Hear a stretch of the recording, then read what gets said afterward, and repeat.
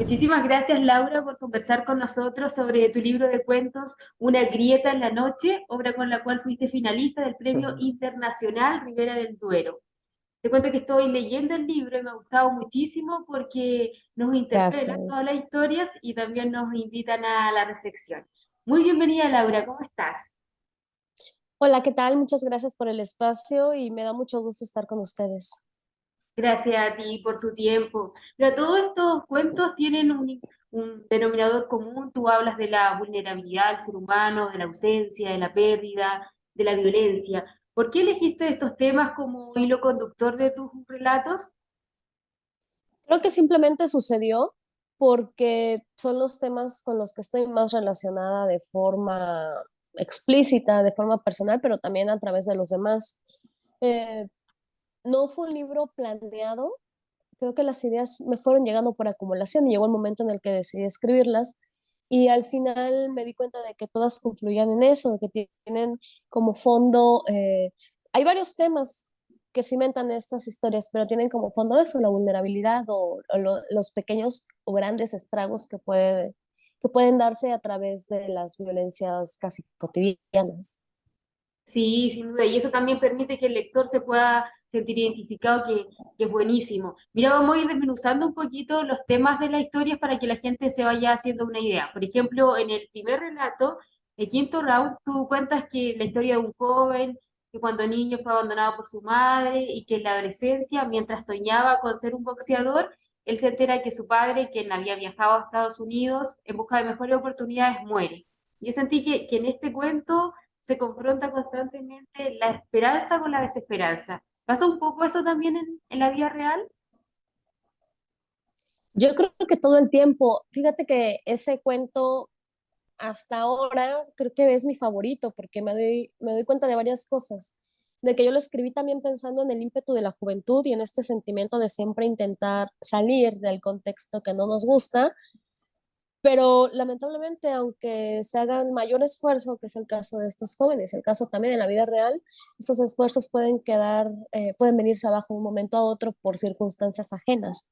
Y este cuento es la historia de un boxeador, pero en realidad no solo es la historia del boxeador, es la historia de los adolescentes, de las familias, del contexto, de la migración. Son varias cosas que también en la vida real confluyen cuando uno intenta explicarse su propia vida. Sí. Y el otro cuento que, bueno, todos los cuentos son bien profundos, tienen temas bien fuertes. El segundo habla quizás relata una experiencia que le ocurre a muchas personas que no saben estar solos y muchas veces prefieren estar con una persona que no las ama o que no les hace bien en lugar de enfrentar su soledad. ¿En qué te basaste para escribir ese relato?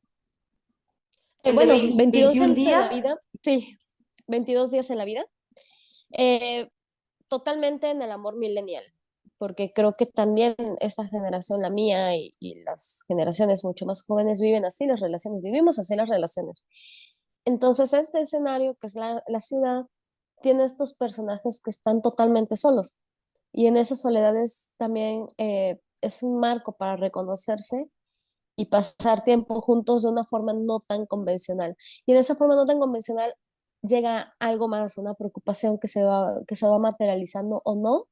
Y ahí no les puedo dar tanta información porque sería el gran spoiler. Este cuento sí es muy susceptible a los spoilers, pero para mí es esa la representación del amor millennial o de la búsqueda, porque mis personajes siempre están buscando algo, siempre, cada uno de ellos, en cada uno de los cuentos busca algo. Y en este buscan el cariño y buscan el acompañamiento. Sí, súper interesante ese. Y otro relato aborda un tema súper profundo que es el femicidio. ¿Cómo fue esa experiencia de escribir un tema tan fuerte, en ruinas? Sí, bueno, llevo varios años estudiando al respecto, investigando, porque mucho de lo que he escrito tiene que ver con violencia de género y sus distintos estratos y los distintos círculos en los que se da esta violencia que puede ser desde la más sutil, la del silencio y el abandono, hasta la más explícita, que es el caso de los asesinatos con una violencia extrema. Eh, fue el cuento más difícil de escribir, principalmente porque yo no he sido víctima cercana de una situación así, entonces solamente puedo imaginarme de qué se trata. Para mí es muy complicado después de hacer una investigación intentar escribir ficción a partir de eso, pero es lo que hago.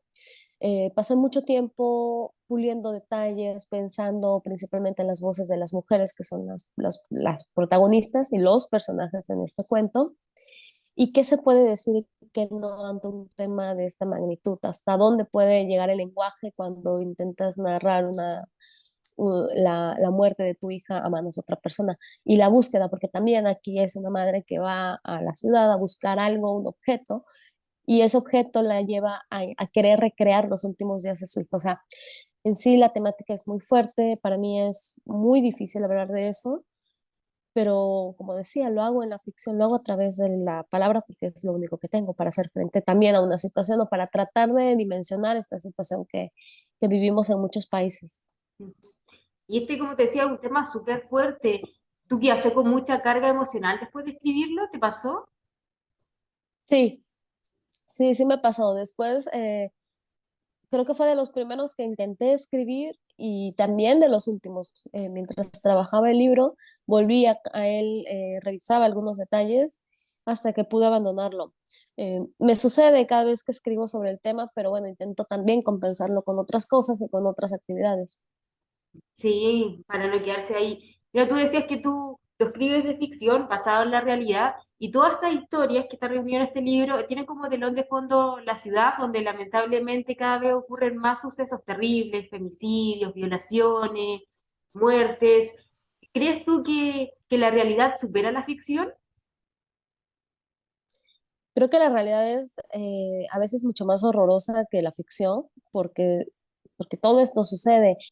Lo que yo escribo sí está cimentado en la realidad, sin embargo, me gusta distorsionarla, me gusta darle un poquito la vuelta, pero me sucede en los relatos, en el cuento, no me sucede tanto en la novela, porque cuando he escrito novela lo hago de una forma 100% realista. En cambio, este tipo de escritura que es mucho más breve, a mí me permite experimentar otras cosas, también moverme de la línea ya trazada de la realidad y de los acontecimientos como son, de la anécdota también, para abrir otras posibilidades que son las que a mí me gusta explorar mucho más, me gusta esa distorsión que te decía, me gusta lo insólito.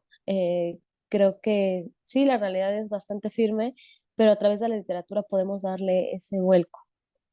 Sí. ¿Y cuál fue el cuento que más te remeció? Eh, Creo que pensé muchísimo, bueno, todos los pensé a profundidad, pero pensé mucho, por ejemplo, Veladoras, que es un cuento escrito en código noir, y el cuento que da título al libro, Una grieta en la noche. Para los dos tuve que pensar mucho antes de escribir. De hecho, para todo el libro tuve que empaparme mucho de mis ideas, que obsesionarme también con ellas, trabajarlas en mi mente y cuando llegó el momento en el que yo consideraba que ya podía hacer algo, me senté a escribir, pero con esos dos en particular, también por la extensión creo que dirigí mi investigación hacia cosas bastante concretas. Varios escritores nos han dicho en este espacio que es más difícil escribir cuentos que novelas, pese a que más corto. ¿Tú compartes esa opinión, esa visión? Yo pienso que son dos discursos distintos, quizá vengan de lo mismo, pero son distintos. La novela requiere un grado de atención que se prolonga con el tiempo para el autor y también para el lector. Y el cuento, aquí no hay posibilidad de descuidos, aquí tienes que cuidar cada palabra, cada oración, el ritmo, muchas cosas, al menos como yo lo concibo. Eh, es muy difícil de escribir, también es muy, muy difícil de leer porque exige demasiado del lector. Exige ese nivel de atención al detalle, es leer casi con lupa. A mí me parece extraordinario y para nada estoy de acuerdo en que se le demerite pensando que solamente la novela es la obra que va a consagrar a un escritor, al contrario. Creo que un buen escritor puede hacer lo mejor posible con cualquier historia en cualquiera de los discursos, si es que le interesa. Claro. ¿Y con cuál de los dos formatos te sientes más cómoda? Ambos me gustan, pero creo que puedo experimentar mucho más con el cuento.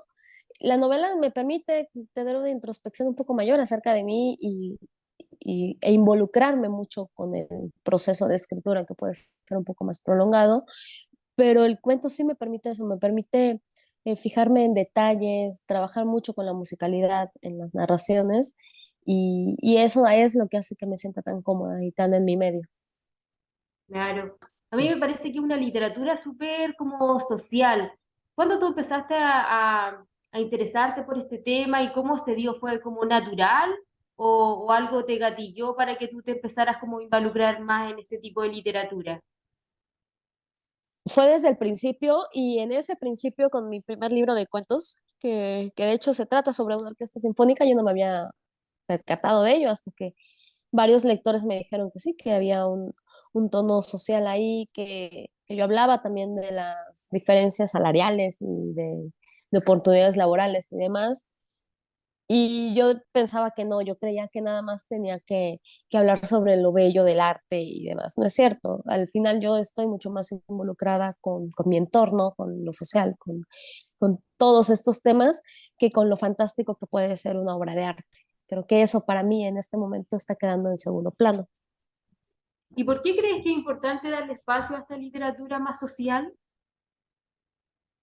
Eh, es importante mientras no se convierta en una literatura panfletaria, que eso ya sería un riesgo y sería un peligro, como cualquier discurso totalitario. Una literatura panfletaria no la necesitamos, pero yo pienso que sí necesitamos una literatura, una obra de arte que nos haga dialogar, que genere ese diálogo, que nos haga preguntarnos qué sucede, hacia dónde vamos, en qué momento social nos encontramos y qué tanto dice de nosotros ese momento o cómo puede repercutir. Eso es lo que a mí me interesa y es la forma también en la que yo leo a otros autores. Sí, es verdad, por lo mismo que yo te decía en un inicio que a mí me pasó que sentía que eran cuentos que me interpelaban y que de alguna forma también me invitaban a reflexionar. ¿Y qué comentarios te han llegado de la gente, de los lectores hasta ahora? Comentarios afortunadamente muy buenos que a mí me hacen muy feliz. Muchos lectores me dicen que se han leído el libro en un día, cosa que yo no podría hacer porque a veces yo dosifico mis lecturas. Eh, Otros me han dicho que, por ejemplo, el primer cuento les encantó, que se imaginaban ese ritmo trepidante de la narración del adolescente. Muchos me han hecho comentarios acerca de uno de los cuentos de Veladoras por lo que sucede ahí. Entonces, todo esto también viene de mis lectores que poco a poco se han ido sumando a leerme y a conversar conmigo a través de los clubes de lectura que son fantásticos, a través también de la virtualidad y del mundo global que ya puede ponernos en contacto de forma mucho más sencilla. También amigos. Este libro no se lo mostré a nadie hasta ahora que se publicó, creo que nada más una persona lo había leído antes de publicarse y creo que les está gustando y eso me emociona porque también esos comentarios vienen de personas a quienes yo quiero y admiro mucho. Sí, ¿no? Y también le ha ido muy bien en la crítica, como decía anteriormente, fuiste finalista para el Premio Internacional Ribera del Duero, ¿te lo esperabas? No, honestamente no, metí el libro a concurso, creo que todo mundo siempre espera algo bueno, pero es arrojar botellas al mar, siendo el premio más importante de cuento en lengua española. Creo que yo decía, bueno, ya está, ya terminé el libro, ya este es un deadline y a ver qué sucede, pero sucedió. Entonces, siempre bromeo con que yo esperaba que después me llamaran y me dijeran que no era yo, que se habían equivocado y que perdón por las molestias, pero no sucedió, si era yo y prueba de ello es que ahora estoy en el catálogo de una editorial en la que siempre he admirado. Sí, maravilloso, felicidades. ¿Y qué importancia tiene este libro en tu carrera como escritora? Muchísima, no solamente por el lugar en el que se encuentra, sino porque considero, y también lo han dicho mis amigas más cercanas que han leído todo lo que he escrito y que me conocen, que es el libro más personal, mucho más personal que he hecho. Los demás sí tienen que ver con mis gustos, mis obsesiones, con los temas de mi interés, pero creo que aquí fui a lugares de mi infancia que también son lugares llenos de despedidas y orfandades y pude escribir de eso. Entonces creo que para mí es un punto de inflexión y lo que escriba después ya será otra cosa, pero por ahora es lo que más dice de mí. Entonces, ¿de alguna forma te sientes identificada o reflejada en alguno de los personajes de estos cuentos? En muchos de los personajes, desde Margarita, la niña de Lady Stardust, hasta hasta la chica Clau del cuento 22 de la vida. Creo que en todos he puesto un poco de mí. que usualmente no lo hacía en la escritura, pero aquí simplemente sucedió.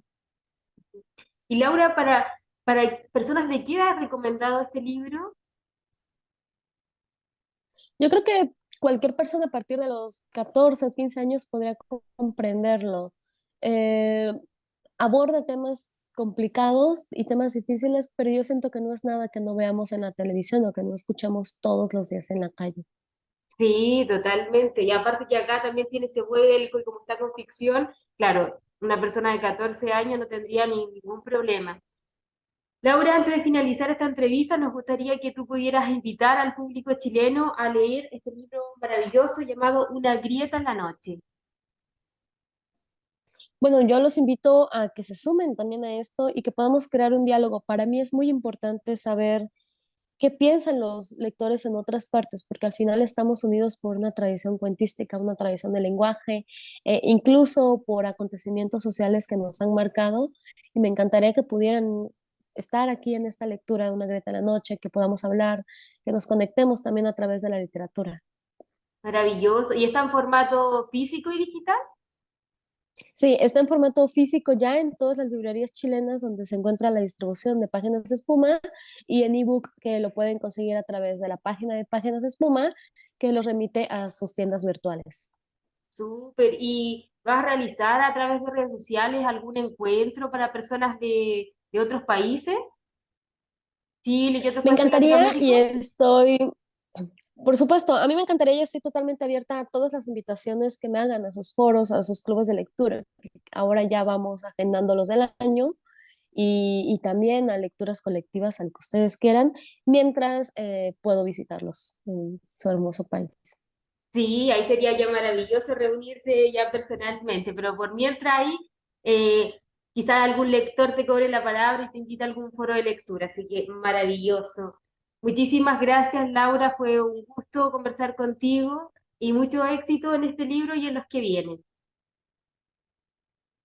Muchas gracias, Carmen, por el espacio y por permitirme platicar sobre mi escritura, sobre mis procesos y sobre todo esto que se encuentra dentro de Una Greta en la Noche. Un abrazo, que estés muy bien. Gracias, hasta luego. Hasta luego, chao.